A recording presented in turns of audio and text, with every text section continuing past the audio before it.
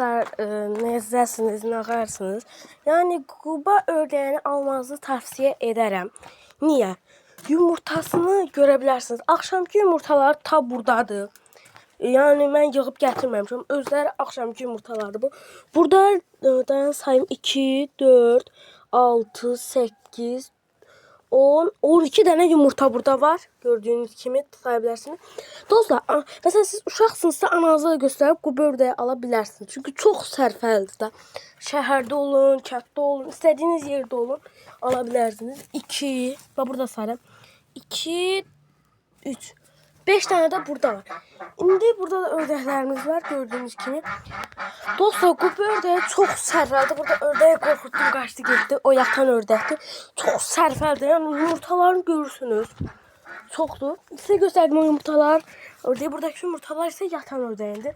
Özü yumurtayıb özündür. Çox sərfəlidir. Burada baxın gör, yumurta var dostlar. Çok sərfəlidir deyə bilərəm. Yani dostlar, almaq istəsəniz ananıza, atanıza deyin alın. Çünki çox sərfəlidir. Saxlamanıza dəyər. İndi burada ördək yumurtalarını göstərəcəm.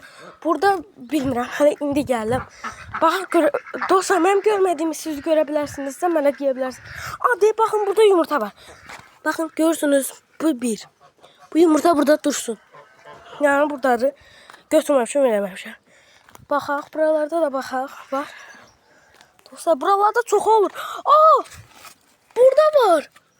Görürsünüz, o bir bu yumurta buradan tapdım. Göstərmək istəyirsiniz. Var bir de burada. Burada da var. Eyni yumurtalardır.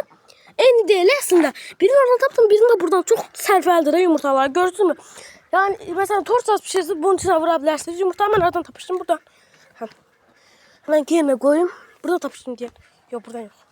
Ben çok tensizim. Ben artık taptığım yere koyuyorum. Yani. Baxaq dostlar. Burada 2 tane de var. Bir burada, ikisi burada. 3 oldu mu? Bir de orada 4 tane yumurtayıb. Evet.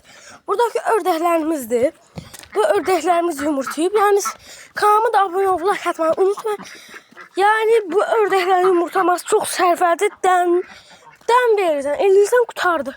Yumurtayır, gəl bir yerdə baxın. Amma kanalıma abone olun da, nə olar? Lütfen. Baxın, burada yoxdur, burada yumurtamayır. Yani 4 tane ayrı yumurta var. Gördüğünüz kimi. Şimdi mən onları axşam tərəfdə çəkəcəm, sizə göndərəcəm. Baxın, görün, axşam tərəfə qədər də qalacaq, gecəyə qədər də.